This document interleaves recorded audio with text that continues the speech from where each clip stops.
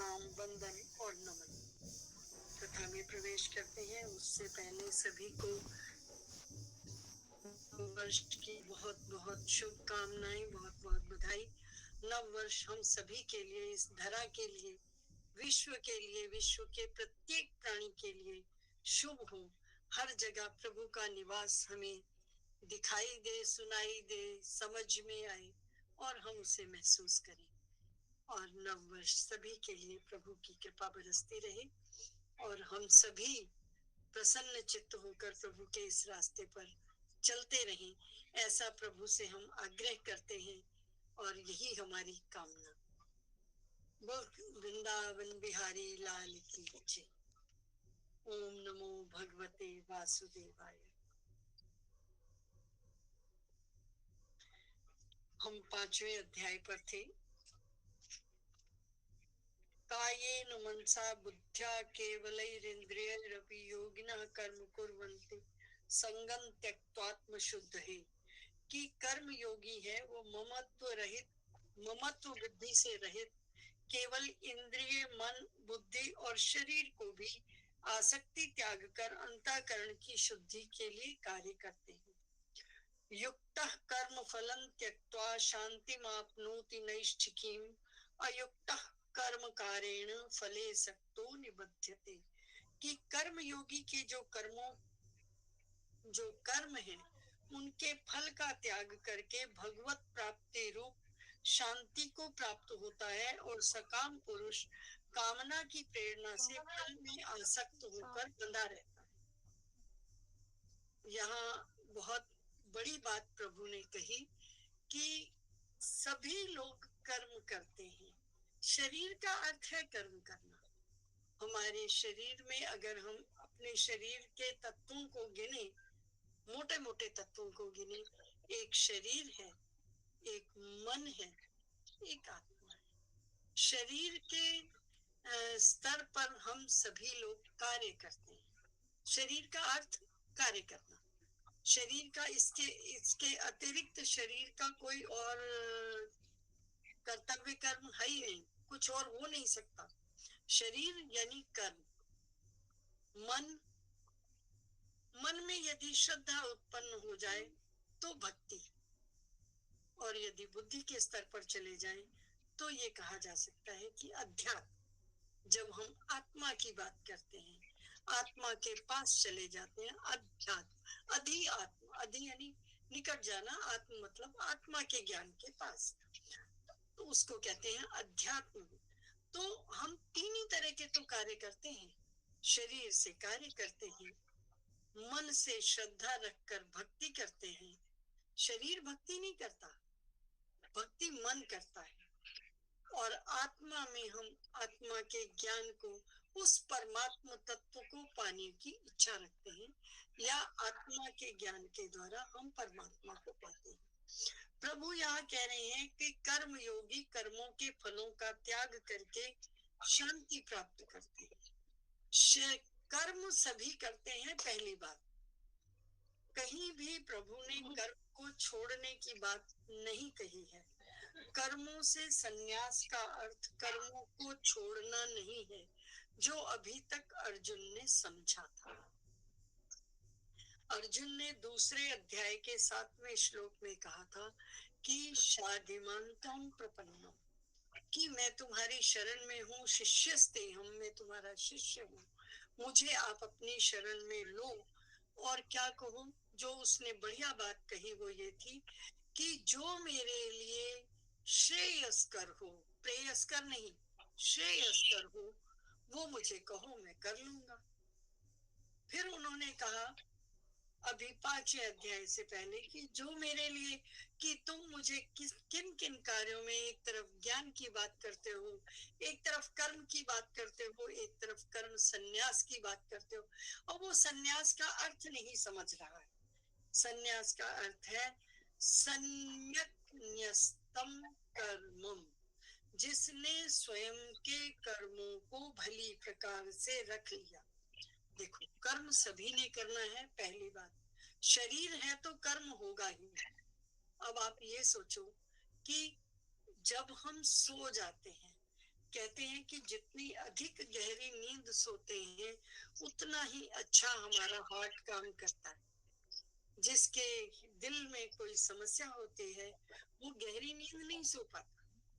तो जब हम सो जाते हैं उस समय जो चैतन्य जाग कर इन प्राणों को प्राण वायु देता है वो तो कर्म कर ही रहा है। इस शरीर ने कर्म कहाँ छोड़ा, सो गए आप फिर भी कर्म नहीं छोड़ा, तो फिर आप किस समय आराम में हो। तो कर्म तो आपको निरंतर करना है श्वास की तरह। लेकिन यदि ये आती जाती श्वास अपने साथ राम का नाम ले ले, कृष्ण का नाम ले ले, माँ दुर्गा का नाम ले ले, शिव का नाम ले ले, किसी का भी जिसको आप परमात्मा रूप में जानते हैं उसका नाम ले ले इस हर आती जाती श्वास के साथ, तो ये आपका तपस्या हो गया। तपस्या में और कर्म में बहुत अधिक अंतर नहीं है। जब हम नियम पूर्वक कर्म करते हैं तो वो तपस्या है। जब हम नियम से कोई काम करते हैं तो वो हमारी तपस्या हो जाती है। जब तक हम अनियमित होकर काम करते हैं वो हमारे कर्म होते हैं। कर्म हम हमेशा करते हैं। कर्मों को करना कैसा है, ऐसा करना है जैसे मक्खी। कैसी मक्खी? बहुत सारा शहद पड़ा है और एक मक्खी आई, उस मक्खी ने बिल्कुल बीच में उतरी शहद के और शहद चाटने लगी। जब उसका मन भरा या बहुत मीठा हो गया, किसी का चल रहा है, जब वो बहुत मीठा हो गया तो उसने उड़ने का प्रयास किया। रेनू बाला जी का ऑन है, या तो आप चेक किया करो सरोज जी अंदर जाकर। है ना, उनमें से रेनू नहीं है, कोई तो सामने नहीं आ रहा उसका। रेनू जी आपका हाँ अब ठीक है। अंदर तो जाकर देखा करो आप। कई बार ना सरोज जी अंदर जाकर दिखता है, यहाँ नहीं दिखता। उनकी फिर कंचन जी की आवाज देख रहे हो ना, मुझे सॉरी बीच में आना। नहीं नहीं नहीं नहीं प्लीज ऐसा कुछ नहीं। तो कर्म तो हमें करना ही है।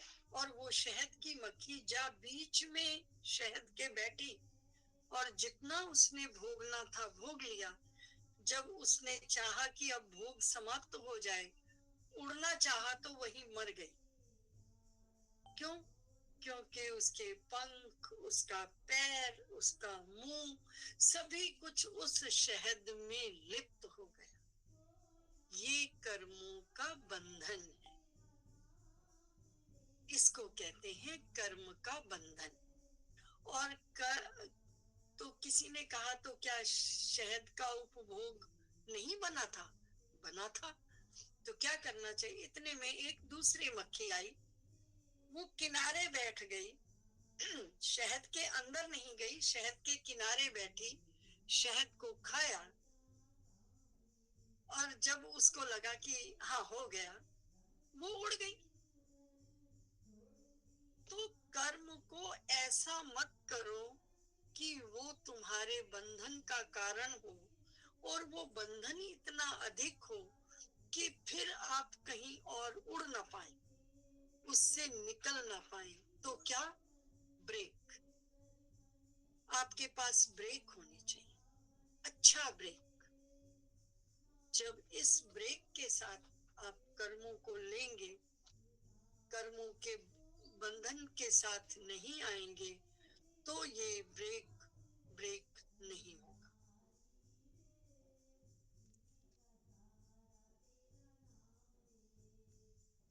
और कर्मों का ब्रेक नहीं होने से ये कर्म बंधन का कारण नहीं होंगे।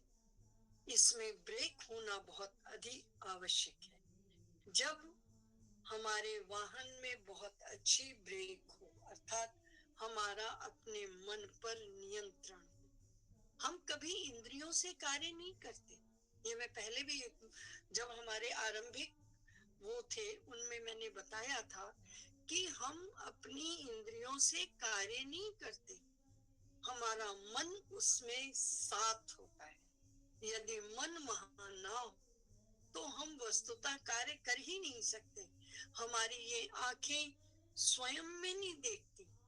कितनी बार हम खड़े होते हैं कहीं और हमसे कोई पूछता है यहाँ से फला व्यक्ति गया, आपने देखा? तो आपने कहा नहीं, मेरा ध्यान नहीं था। भाई आंखें खुली थी, व्यक्ति यहाँ से गया, 6 फुट का व्यक्ति था, छोटा सा नहीं था कि पैरों से निकल गया, आपके लेवल के ऊंचाई तक आया, फिर आपने क्यों नहीं देखा आंखों से? अगर आपकी आंखें देखती हैं तो वो दिखना चाहिए था, नहीं दिखा, क्योंकि मन नहीं। आप कहते हो नहीं मेरा ध्यान कहीं और था। वो ध्यान मन ने देना है आपको, और उस मन के साथ होने से ही जब आप इंद्रियों का साथ लेता है तब आपकी आंखें देखते हुए देखती है, तब आपका मुंह खाते हुए खाता है, तब आपके हाथ कार्य करते हुए करते हैं। कई बार आपके हाथ ना बिल्कुल कलपुर्जे बन जाते हैं। किसी ने कुछ मांगा, आपने ऐसे पकड़ा दिया और बाद में आपसे कहा आपने क्या दिया? कानों ने मन का ध्यान दिया और आपको उसकी आवाज सुनाई दी, आपने वो चीज दे दी, आपके हाथ को पता ही नहीं क्या दिया। तो ऐसा संभव है कि आपके हाथ कोई कार्य करें और आपको पता ना हो, आपकी आंखों के सामने कुछ हो और आप देखें नहीं। इसका अर्थ क्या है कि हम प्रत्येक कार्य को करते हुए भी ना कर सकते हैं। ऐसा हो सकता है कि हम सारे काम करें लेकिन हम उसमें लिप्त ना हो, ये संभव है, क्योंकि रोज प्रतिदिन के अभ्यास में भी ऐसा होता है कि हम बहुत सारे काम बेध्यान से कर देते हैं और हमें ये पता ही नहीं होता कि हमने ये सारे काम किए। तो हम ऐसा जानबूझकर भी कर सकते हैं कि हम शहद की मक्खी, हम कौन सी मक्खी बनना चाहेंगे? जिसने शहद के बीज से लिया शहद और स्वयं उसी शहद की ही होकर रह गई, या हम उस किनारे वाली मक्खी की तरह बनना चाहेंगे जिसमें वो आनंद लेकर चली गई, वो आई और आनंद लेकर चली गई। सही बात है, हम सब में से कोई भी वो बीच वाली मक्खी तो नहीं बनता, हम सभी उस किनारे वाली मक्खी की तरह आना चाहते हैं। विषयों तक आओ लेकिन विषय का संग मत करो। ये वही बात है कि आप किनारे तक आओ, उस विषय को लो जितनी जरूरत है। इसके साथ ये जरूरी है कि ये लगाया जाए जितनी जरूरत है, जिसके लिए अभी 2-3 श्लोक पहले कहा गया, इंद्रियाणि इंद्रियार्थेषु, कि इंद्रियां इंद्रियों के विषयों तक आए, उसको भोगें और पीछे हो जाएं, उड़ जाएं, उसके बीच में ना चली जाएं। हम उसको उसी का आहार न करने लग जाएं, हम उस विषय के सुख में इतने न डूब जाएं कि फिर उड़ ना पाए। उसके लिए हमारे पास ब्रेक होने जरूरी है, यानी अपनी इंद्रियों पर संयम, कि किनारे से जितना रस मिल रहा है उतने से तृप्ति संभव है, ये हम जाने मन के स्तर पर, और मन ये जाने कि यहाँ से आना है, किनारे बैठना है, जितना चाहिए उतना लेना है और फिर उड़ना है। ईशावास्यमिदं सर्वं यत् किंचित जगत्याय जगत तेन त्यक्तेन भुंजीथा। जो ये शब्द है तेन त्यक्तेन, भुंजीथा के लिए तो कोई मना है ही नहीं, भोग करना है। हमारी संस्कृति कहीं भी छोड़ने के लिए नहीं कहती, वो कहती भोग करो लेकिन किनारे बैठ के, बीच में, मतलब खाते खाते बीच में नहीं घुस जाना है कि हम उसी के होकर रह गए और वही हमारा अंत हो गया। नहीं, तेन त्यक्तेन भुंजीथा, उसको किनारे से ग्रहण करना है। किनारे से ग्रहण किया, जितनी आवश्यकता है उसका संग्रह नहीं करना। अगर संग्रह में जाओगे तो वो मृत्यु है। और जब किनारे पर बैठकर इंद्रियों के अर्थों में इंद्रियों का पार्जन करोगे तो वहां पर क्या है, शांति मापनोति नैष्ठिकीम, वो आनंद लेकर उड़ने वाली बात है कि आपने आनंद लिया उस मधु का और फिर आप उड़ भी पाए। आपको यहाँ पर आना है, आपको अंदर बैठकर उसी का नहीं हो जाना है। किनारे बैठो, भोगो और उड़ पाओ। इस स्थिति में जब आप आओगे तो शांति मापनोति नैष्ठिकीम, तब आपको शांतता का अनुभव होगा। और वो शांति कैसी है, प्रभु के मिलन की शांति। तभी तो आप उस बंधन से हटे। किस बंधन से, जब आप उस भोग में जाकर उस भोग के होकर रह गए और वो मक्खी कभी उड़ नहीं पाई। और वो फिर क्या होगा, जब बंधन में फंसी है तो वो फिर से उसी मक्खी और उसी भोग के साथ उसका एक विषय सर्कल बन जाएगा और वो उसी चक्र में, जिसको हम कहते हैं, हमारी भाषा में कहें तो हम कहते हैं 84 लाख योनियों में भ्रमण करता हुआ मानव उसी में ही भ्रमण करता रहता है। उस दरवाजे तक आया ही नहीं जिस दरवाजे में मुक्ति थी। उस मुक्ति न होने के कारण उसी बंधन में फंसा हुआ वो व्यक्ति कभी निकल नहीं पाता। स्वामी जी कहा करते थे कि एक कमरे में हम सब बंद हैं, शायद मैंने आपको बताया भी होगा, एक कमरे में बंद हैं और मुक्ति का एक द्वार खुला है। और हम क्या कर रहे हैं, हम किसी व्यक्ति ने हमें बताया जो थोड़ा हमसे बुद्धिमान था कि आप चलना शुरू करो, तो वो दरवाजे आएगा ना, पकड़े चलो दीवार को और चलते चलो। जब दरवाजा आएगा तो आपको पता चलेगा, निकल जाना। बहुत बढ़िया बात, हमने शुरू कर दिया।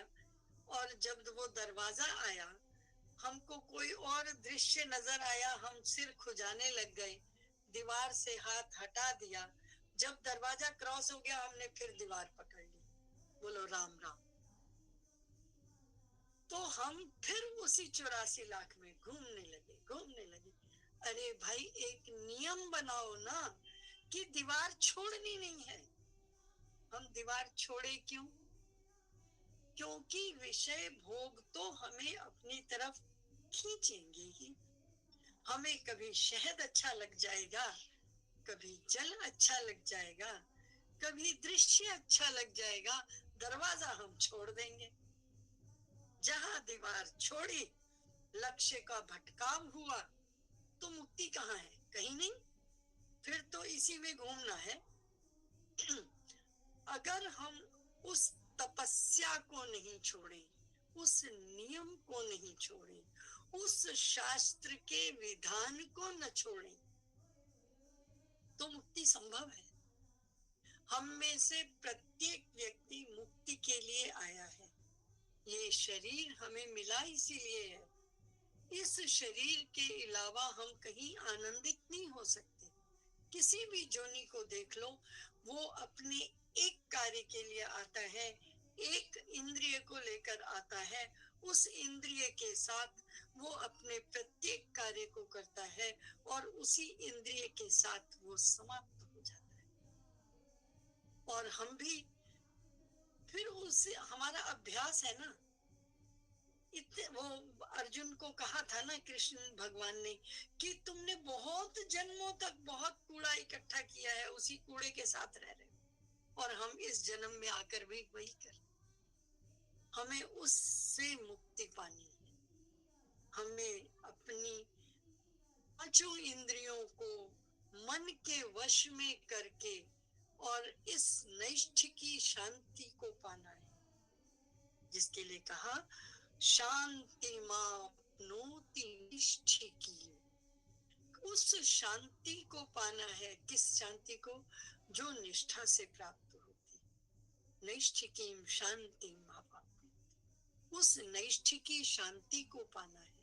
उस शांति को कैसे पाया जा सकता है? जब हमारी इंद्रियों पर ब्रेक हो।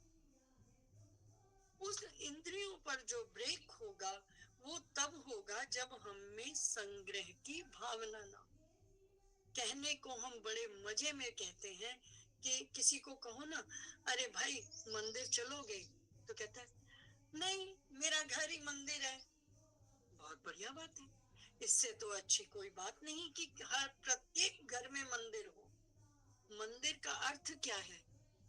जहां पर मन को ताला लगाने की, मन को रोकने की बात कही जाए, जहां पर आकर आपका मन शांत हो जाए, जहां पर आकर आप प्रणिपात कर दें, जहां पर आकर आप मन बुद्धि आत्मा को समर्पित कर दें और दंडवत कर लें और दंड के समान निर्जीव हो जाए, तब प्रभु की ओर से जो चेतना आए उस चैतन्यता से खड़े होकर अपने कार्य करें।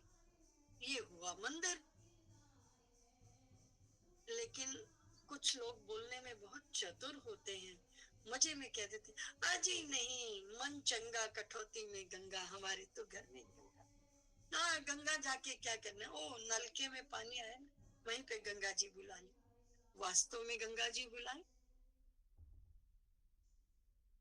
किसी को कहो चलना है लंगर की सेवा करने में, नहीं नहीं माता पिता की सेवा करना। और माता जी वहीं बैठी थी, उन्होंने कहा कौन सी सेवा करता है तू मेरी, राधे राधे, कोई सेवा नहीं करता। अब खाली कहने के लिए यदि ये शब्द हैं तो इन शब्दों का कोई अर्थ नहीं।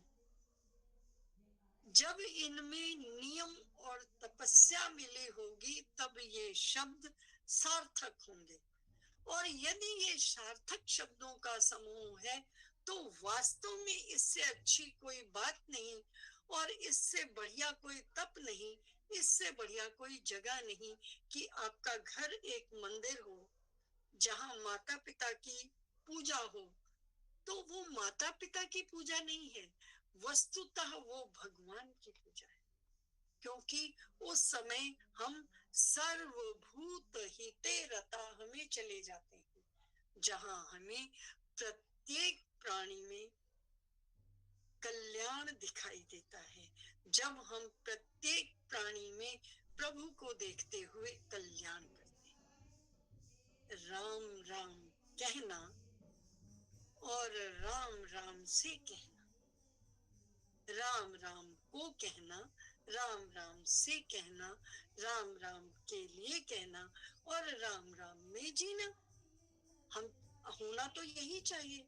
तो वास्तव में यदि प्रत्येक शरीर एक मंदिर है, प्रत्येक घर एक मंदिर है, प्रत्येक घर माता पिता विराजमान है, परम पिता परमात्मा और अपनी आत्मा और उस माँ की आत्मा जिससे आप पैदा हुए हो, इसके अतिरिक्त कोई भगवान है ही नहीं।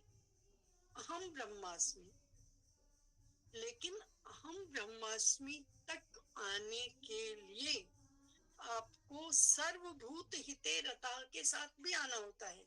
कर्म योगी आप दो जगह से बनते हो, जब अहम ब्रह्मास्मि और उसमें प्लस हो जाए सर्वभूत हिते रता।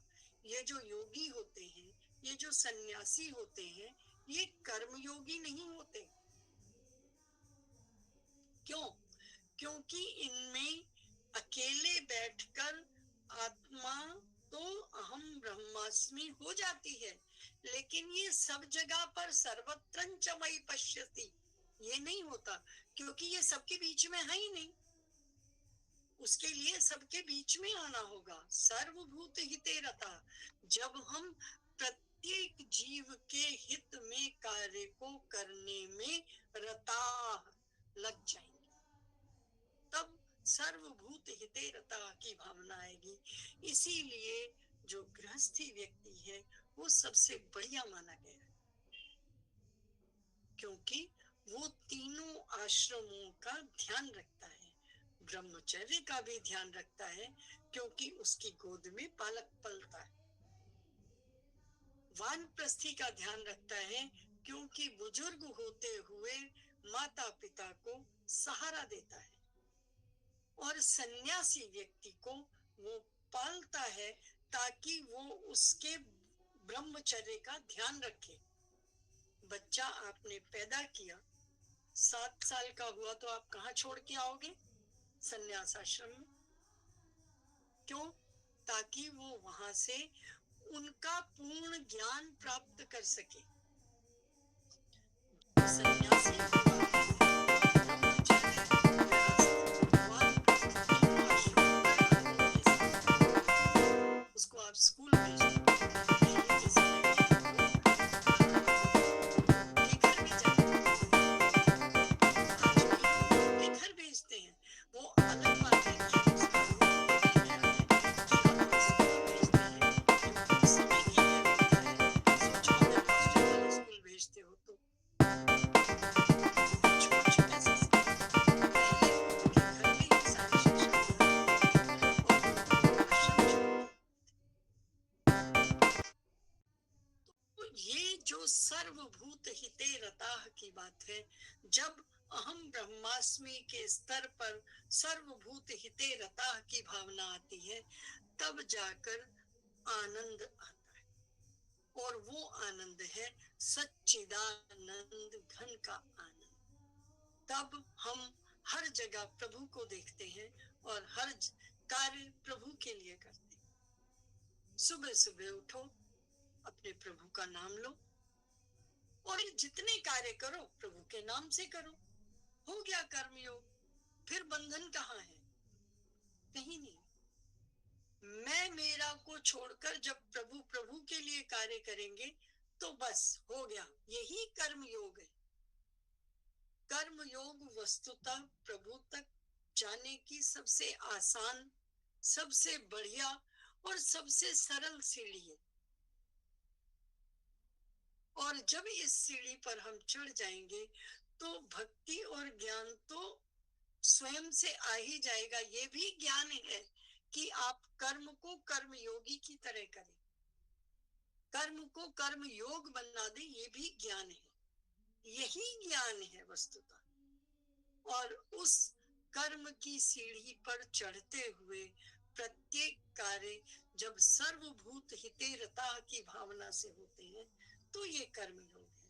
और वहां पर शांतिम आपनोति नैष्ठिकीम, वहां पर नैष्ठिकी शांति मिलती है।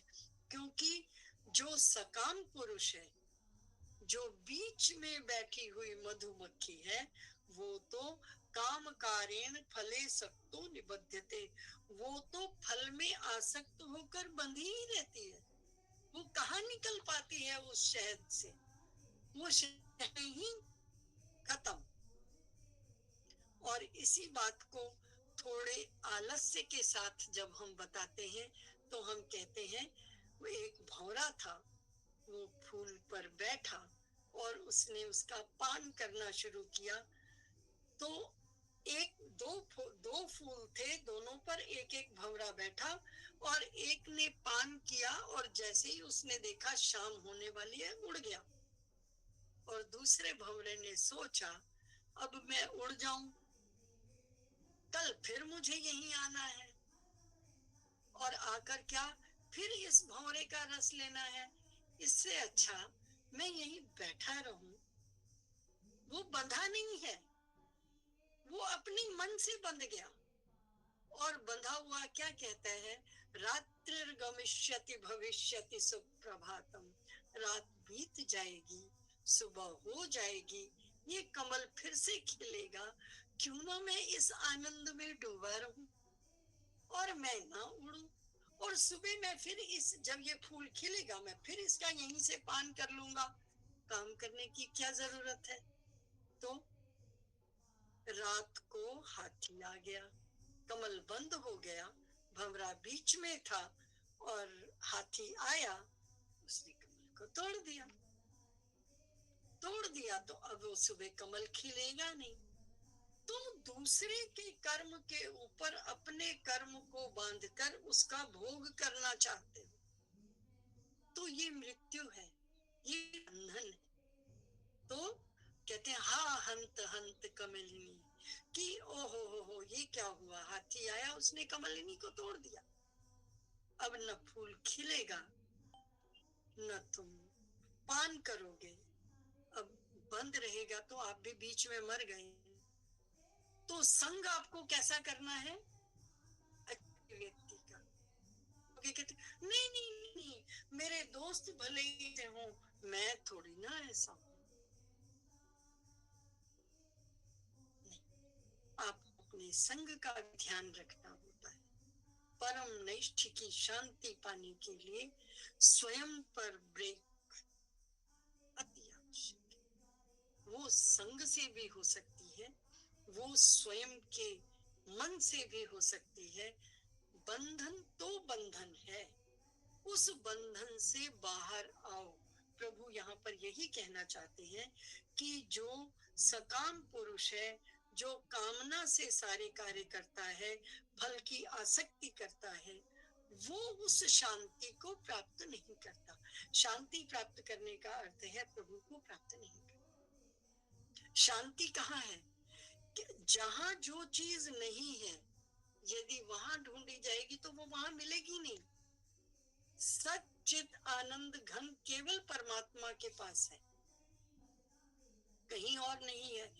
कभी भी किसी भी जन्म में किसी को भी अगर शांति मिली है, आनंद मिला है, चितावस्था में गया है, तो वो मात्र प्रभु की शरण है। जरूरी नहीं हमें इस जन्म में मिले, अगले जन्म, उससे अगले जन्म, कभी भी किसी को भी कभी भी कहीं भी कैसे भी मिली है, तो वो मात्र प्रभु की शरण में मिली है, क्योंकि ये है ही वहां, कहीं और है ही नहीं। इस संसार के भोगों में ये शांति नहीं।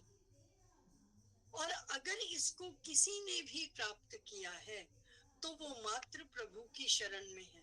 मैं इसका एक बहुत बड़ा उदाहरण आज के कल पुर्जों में से, कि आप सभी के पास मोबाइल होता है ना, और आप याद करके, किसी ने कहा कि भगवान का नाम लेके क्या करना है, हम कुछ नहीं जी, कुछ नहीं, हम घर में ठीक हैं, माता पिता की सेवा करते हैं, हम तो कर्म योगी हैं। बड़े मजे में ये शब्द इस्तेमाल करते हैं, लेकिन क्या वास्तव में ये हम कर्म योगी हैं? Question mark. क्या वास्तव में है? नहीं। कैसे नहीं है? हमारे पास मोबाइल है ना, जिसमें हम सारी दुनिया अपनी जेब में रखते हैं। हम सुबह सुबह याद से इसको चार्ज करते हैं, और चार्ज करने में क्या खाली तार लगा देना, प्लग लगा देना इतना ही जरूरी है? नहीं, उसमें वो बिजली भी होनी चाहिए। तो यदि ये आपके मोबाइल की खुराक है, बिना इसको खाए आपका मोबाइल आपकी जेब में दुनिया नहीं रखेगा। तो प्रभु की शांति, प्रभु का सत, प्रभु का चित, प्रभु का आनंद घन आपको बिना प्रभु से चार्ज लगाए कैसे मिलेगा? नहीं मिलेगा। प्रभु से प्रीति तो आपको करनी ही होगी। अगर नहीं करते हो तो फिर वो मक्खी, वो वाली मक्खी बन जाएंगे हम, जो बीच में बैठकर शहद खाती ही रही, उसके अलावा उसने कुछ नहीं किया। और वो मक्खी ये कहे कि इस शहद से मुझे प्रभु प्राप्त हो जाएंगे, तो वो उसको मिलेंगे जो किनारे बैठकर 2 मिनट आनंद लिया और चल दी।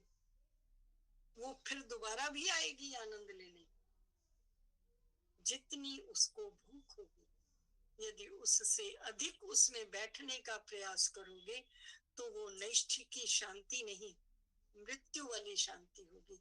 हम सभी को शांति चाहिए, शमशान की शांति नहीं चाहिए। शमशान की शांति में आह्लाद नहीं है, आनंद नहीं। लेकिन निष्ठि की शांति में आह्लाद है, आनंद है। उस आनंद का जो परमात्मा के पास है, जिसको हम शांति मापनोति नैष्ठिकीम कहते हैं, उस शांति को यदि प्राप्त करना है, उस आनंद घन परमात्मा को प्राप्त करना है, तो जो हमें अपनी तार है ना, जैसे हम अपने मोबाइल को चार्ज करते हैं, ऐसे ही हम अपनी आत्मा को चार्ज करें। प्रत्येक दिन कुछ समय निकालकर, जैसे चार्जर आपको हर समय नहीं करना होता, लेकिन कुछ समय जरूर करना होता है, इसी तरह प्रभु के नाम को भी नियमतः शास्त्रोक्त विधि से अवश्य लें, जरूर। ये आत्मा का चार्जर है, अगर इसको चार्ज नहीं करोगे ये काम करना बंद कर देगा, फिर आप बीच वाली मक्खी बन जाओगे, जो वही की होकर वही अपने जीवन को समाप्त कर देती है। श्री कृष्ण गोविंद हरि मुरारी, हे नाथ नारायण वासुदेव। श्री कृष्ण गोविंद हरि मुरारी, हे नाथ नारायण वासुदेव। जय श्री कृष्ण। जय श्री कृष्ण। बहुत सुंदर, ऐसा रम जाता है मन। बार बार दीदी क्या बोल रही हैं कि हम कुछ भी इंद्रियों से नहीं करते, इस सूत्र को व्यवहार में ले आओ। जो जो दीदी हमें इतना सच्चा मार्ग दिखा रही हैं, जो कृष्ण ने अर्जुन को कहा, तो हमें भी अगर तरना है तो ये सब थोड़ा थोड़ा कर कर